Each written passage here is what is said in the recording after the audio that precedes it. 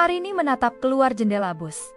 Matanya menangkap pemandangan jalan-jalan kecil yang mulai terlihat familiar. Pepohonan rindang, rumah-rumah kayu dengan teras kecil, dan lapangan tempat ia dulu sering bermain. Setelah 10 tahun meninggalkan kota kecil ini, ia akhirnya memutuskan untuk kembali. Jakarta, dengan segala gemerlapnya, ternyata tidak memberinya kebahagiaan yang ia cari. Kehidupan sebagai penulis lepas di ibu kota membuatnya merasa hampa. Seolah-olah ia kehilangan sesuatu. Yang penting, bus akhirnya berhenti di terminal kecil. Arini turun dengan membawa koper besar dan tas ransel. Udara segar langsung menyambutnya. Berbeda dengan udara pengap dan polusi yang ia rasakan setiap hari di Jakarta. Ia menarik napas dalam-dalam, mencoba menenangkan diri. Ini adalah keputusan besar. Dan ia masih belum yakin apakah ini langkah yang tepat. Dengan langkah pelan, Arini berjalan menuju rumah masa kecilnya. Rumah itu masih berdiri kokoh. Meskipun catnya sudah mulai mengelupas, ia membuka pagar kayu yang berderit dan tiba-tiba kenangan masa kecilnya berdatangan. Ia teringat bagaimana ia dan Andika sering bermain di halaman ini, atau bagaimana ibunya selalu menyiapkan sarapan pagi di teras rumah. Setelah membersihkan rumah dan menata ulang beberapa barang, Arini memutuskan untuk berjalan-jalan ke pasar. Ia ingin melihat apakah Butini masih berjualan nasi pecel di sana. Begitu tiba di pasar, ia langsung mencium aroma khas nasi pecel yang membuatnya teringat masa kecil. Dan benar saja, di sudut pasar, Butini masih duduk di balik gerobaknya dengan senyum ramah yang tak pernah berubah. "Butini," seru Arini sambil mendekat. Butini mengangkat kepala.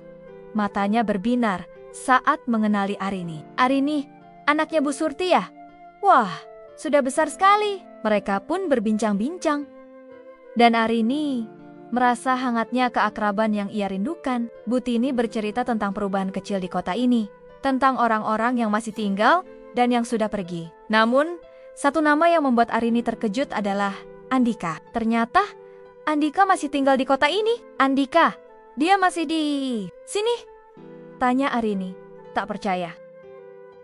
"Iya, dia sekarang punya usaha kecil-kecilan, toko kelontong di ujung jalan," jawab Butini. Arini memutuskan untuk mengunjungi Andika. Ia penasaran, apa yang membuat sahabat masa kecilnya itu memilih untuk tetap tinggal di kota kecil ini.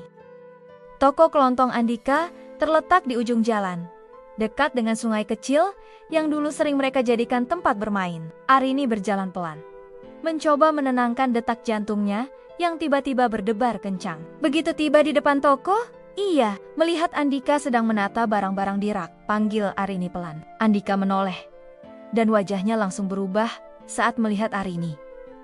"Arini, apa kabar? Sudah lama sekali." Mereka pun berbincang.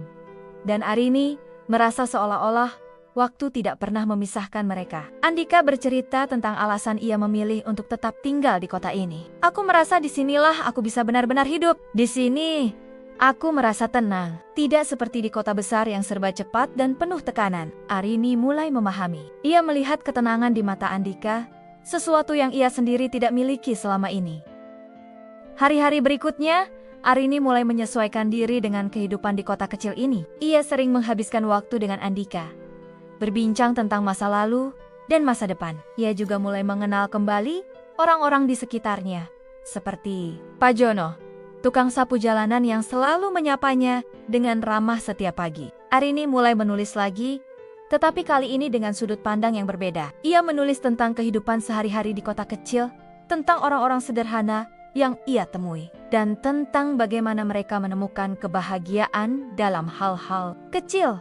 Tulisan-tulisannya mulai mendapat perhatian, dan ia merasa lebih puas dengan karyanya. Suatu sore, saat ia dan Andika duduk di tepi sungai, menikmati senja, Arini berkata, "Aku mulai mengerti sekarang. Kebahagiaan itu tidak selalu datang dari kesuksesan atau kehidupan glamor. Kadang-kadang, kebahagiaan itu ada di tempat kita berasal, dalam hal-hal kecil yang seringkali kita lupakan." Andika tersenyum. "Aku senang."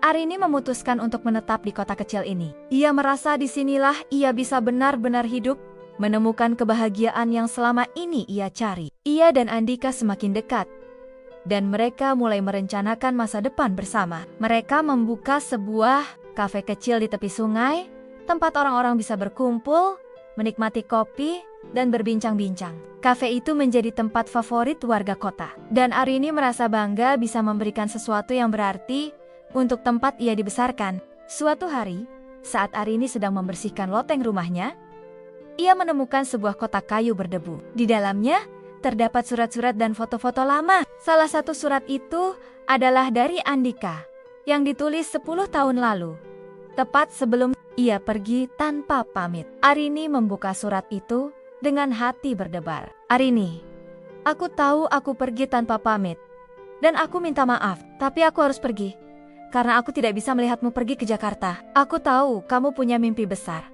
dan aku tidak ingin menghalangimu, tapi aku ingin kamu tahu bahwa dimanapun kamu berada, aku selalu memikirkanmu. Arini menangis membaca surat itu. Ia baru menyadari betapa dalam perasaan Andika terhadapnya dan betapa ia sendiri sebenarnya juga memiliki perasaan yang sama. Arini memutuskan untuk menunjukkan surat itu kepada Andika. Mereka duduk di tepi sungai, seperti biasa, dan Arini memberikan surat itu kepada Andika. Aku menemukan ini di loteng, kata Arini pelan. Andika membaca surat itu, dan wajahnya berubah. Aku tidak menyangka kamu masih menyimpannya. Aku baru menemukannya, jawab Arini. Andika, aku tidak pernah menyadari betapa dalam perasaanmu. Andika menarik napas dalam-dalam. Aku selalu mencintaimu, Arini. Tapi aku tahu kamu punya mimpi besar, dan aku tidak ingin menghalangimu. Arini menatap Andika, matanya berkaca-kaca. Aku juga mencintaimu, Andika. Aku hanya tidak pernah menyadarinya. Dengan pengakuan yang terlambat itu, Arini dan Andika memutuskan untuk memulai hubungan mereka. Mereka merencanakan masa depan bersama dengan kafe mereka sebagai pusat kehidupan mereka. Mereka mulai membangun kehidupan yang sederhana namun penuh kebahagiaan. Arini terus menulis, dan karyanya semakin dikenal. Ia menulis tentang kehidupan di kota kecil, tentang cinta, dan tentang bagaimana menemukan kebahagiaan dalam hal-hal kecil. Buku-bukunya laris, dan ia merasa puas dengan hidupnya. Tahun 2020, dan Arini serta Andika semakin bahagia. Mereka menikah di tepi sungai, tempat mereka sering menghabiskan waktu bersama. Teman-teman dan keluarga mereka datang untuk merayakan kebahagiaan mereka. Arini merasa hidupnya sempurna. Ia menemukan kebahagiaan yang ia cari dalam kehidupan sederhana di kota kecil ini. Ia dan Andika membangun keluarga kecil mereka, dan mereka merasa lengkap. Arini sering duduk di teras rumahnya, menatap ke arah sungai. Ia teringat masa lalu, tentang bagaimana ia merantau ke Jakarta untuk mencari kebahagiaan. Tapi sekarang, ia tahu bahwa kebahagiaan itu ada di sini, di tempat ia berasal. Rindu di Sudut Kota adalah cerita tentang pencarian jati diri, tentang bagaimana seseorang bisa menemukan kebahagiaan dalam hal-hal kecil yang seringkali terlupakan. Cerita ini mengajak kita untuk merenung bahwa kadang-kadang yang kita cari sebenarnya sudah ada di tempat kita berasal. Setelah menikah, Arini dan Andika memutuskan untuk memperluas kafe mereka. Mereka menambahkan ruang baca kecil di sudut kafe, di mana pelanggan bisa menikmati buku-buku sambil menyeruput kopi. Arini juga mulai mengadakan acara baca puisi dan diskusi buku setiap akhir pekan yang menarik minat banyak warga kota. Kafe itu menjadi pusat kegiatan budaya dan sosial di kota kecil itu. Suatu pagi, saat Arini sedang menyiapkan kopi untuk pelanggan, seorang wanita tua masuk ke kafe. Wanita itu mengenakan kebaya sederhana dan membawa tas anyaman. Arini segera mengenalinya sebagai Bu Marni, guru SD-nya dulu. Bu Marni, sapa Arini dengan senyum lebar. Apa kabar, Bu? Bu Marni tersenyum. Arini, anakku, aku dengar kafe ini milikmu. Wah, keren sekali. Mereka pun berbincang-bincang, dan Bu Marni bercerita tentang bagaimana ia masih mengajar di SD yang sama. Anak-anak sekarang berbeda dengan zamanmu dulu, Arini. Tapi satu hal yang tidak berubah, mereka tetap penuh semangat dan ingin belajar. Arini merasa terharu mendengar cerita Bu Marni. Ia teringat betapa guru-gurunya dulu telah membentuk dirinya menjadi seperti sekarang. Ia pun mengundang Bu Marni untuk menjadi pembicara di acara diskusi buku berikutnya. Dan Bu Marni dengan senang hati menerimanya. Beberapa bulan kemudian, Arini dan Andika dikaruniai seorang anak perempuan. Mereka menamainya Rara, yang berarti kebahagiaan. Kelahiran Rara membawa kebahagiaan baru bagi keluarga kecil mereka. Arini sering membawa Rara ke kafe, dan pelanggan pun senang melihat bayi mungil itu.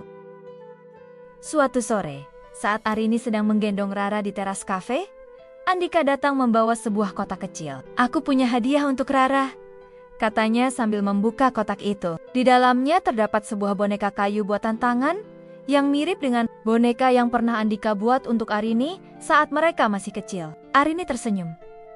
"Kamu masih ingat boneka itu?" "Tentu saja," jawab Andika. "Boneka itu adalah hadiah pertama yang aku buat untukmu. Sekarang, aku ingin Rara memiliki kenangan yang sama." Arini merasa hatinya hangat. Ia tahu bahwa Andika adalah pria yang penuh perhatian dan penuh kasih sayang, dan ia bersyukur bisa membangun keluarga bersamanya. Meskipun kehidupan mereka terlihat sempurna, Arini dan Andika juga menghadapi tantangan. Kafe mereka mulai mengalami persaingan dengan kedai kopi baru yang dibuka di ujung kota. Arini merasa khawatir, tetapi Andika selalu menenangkannya. "Kita punya sesuatu yang tidak dimiliki oleh kedai kopi lain," kata Andika. "Kita punya cerita, kenangan, dan cinta yang tumbuh di sini. Itu yang membuat kafe kita istimewa." Arini mengangguk, merasa lega. Mereka pun mulai mencari cara untuk menarik lebih banyak pelanggan, seperti mengadakan acara musik akustik dan workshop kopi. Pelanggan pun mulai berdatangan lagi, dan kafe mereka kembali ramai. Tahun 2002 berlalu, dan keluarga kecil mereka terus tumbuh. Rara kini sudah berusia 5 tahun, dan ia sering membantu orang tuanya di kafe. Arini dan Andika juga dikaruniai seorang anak laki-laki yang mereka namakan Rama. Kehidupan mereka penuh dengan tawa, cinta, dan kebahagiaan. Suatu hari, saat mereka sedang berkumpul di teras kafe, Arini menatap ke arah sungai. Ia teringat masa lalu, tentang bagaimana ia merantau ke Jakarta untuk mencari kebahagiaan. Tapi sekarang, ia tahu bahwa kebahagiaan itu ada di sini, di tempat ia berasal. "Kita sudah melalui banyak hal ya," kata Arini sambil memegang tangan Andika. Andika tersenyum. "Iya, dan aku bersyukur bisa melalui semuanya bersamamu."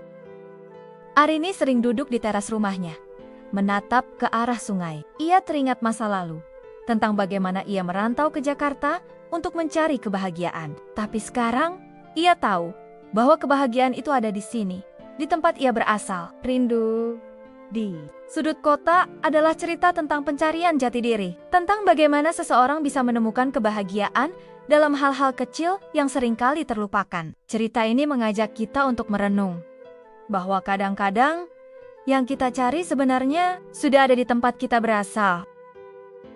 Rara, yang kini berusia 10 tahun, mulai menunjukkan minat yang besar dalam menulis.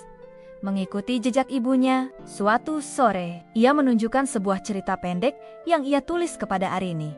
Cerita itu tentang seekor burung kecil yang mencari rumahnya setelah tersesat di hutan besar. "Bagus sekali, Nak," puji Arini sambil membacanya. "Kamu punya bakat yang hebat." Rara tersenyum bangga. "Aku ingin jadi penulis seperti Mama." Arini merasa hatinya hangat. Ia senang melihat minat Rara dalam menulis, dan ia berjanji akan mendukungnya sepenuhnya. Mereka pun mulai menghabiskan waktu bersama di perpustakaan kecil di kafe, membaca buku, dan berdiskusi tentang cerita-cerita favorit mereka.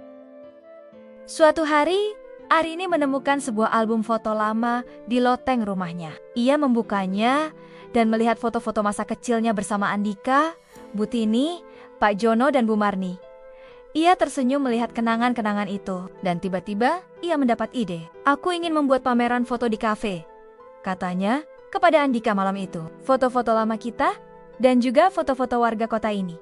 Aku ingin kita semua bisa mengenang masa lalu bersama." Andika setuju, dan mereka pun mulai mengumpulkan foto-foto dari warga kota. Pameran itu menjadi acara yang sangat dinantikan, dan banyak warga yang datang untuk melihat foto-foto mereka sendiri dan kenangan masa lalu. Bu Tini, yang kini sudah berusia lanjut, sering datang ke kafe untuk menikmati nasi pecel dan berbincang-bincang dengan Arini. Suatu hari, ia membawa sebuah buku catatan kecil. "Ini resep-resepku, Arini," katanya. "Aku ingin kamu memilikinya. Aku sudah tua, dan aku ingin resep ini tetap hidup." Arini merasa terharu. "Terima kasih, Bu Tini. Aku akan menjaganya dengan baik." Mereka pun mulai memasak bersama, dan Arini belajar banyak dari Bu Tini. Resep-resep itu menjadi menu spesial di kafe, dan pelanggan pun menyukainya.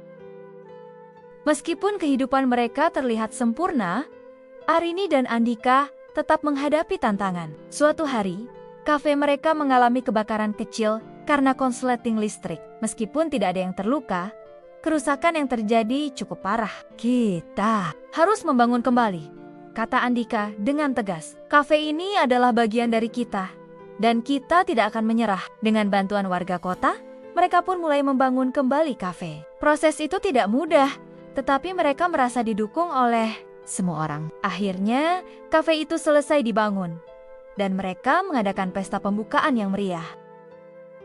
Tahun-tahun berlalu, dan keluarga kecil mereka terus tumbuh. Rara kini sudah remaja, dan ia mulai menulis cerita-cerita yang diterbitkan di majalah lokal. Rama, yang masih kecil, suka membantu di kafe dan bermain dengan teman-temannya. Suatu malam, saat mereka sedang berkumpul di teras kafe, Arini menatap ke arah sungai. Ia teringat masa lalu tentang bagaimana ia merantau ke Jakarta untuk mencari kebahagiaan. Tapi sekarang, ia tahu bahwa kebahagiaan itu ada di sini, di tempat ia berasal. Kita sudah melalui banyak hal ya, kata Arini sambil memegang tangan Andika. Andika tersenyum. Iya, dan aku bersyukur bisa melalui semuanya bersamamu. Arini sering duduk di teras rumahnya, menatap ke arah sungai. Ia teringat masa lalu, tentang bagaimana ia merantau ke Jakarta untuk mencari kebahagiaan. Tapi sekarang, ia tahu bahwa kebahagiaan itu ada di sini, di tempat ia berasal. Rindu di Sudut Kota adalah cerita tentang pencarian jati diri, tentang bagaimana seseorang bisa menemukan kebahagiaan dalam hal-hal kecil yang seringkali terlupakan. Cerita ini mengajak kita untuk merenung, bahwa kadang-kadang yang kita cari sebenarnya sudah ada di tempat kita berasal. Tamat.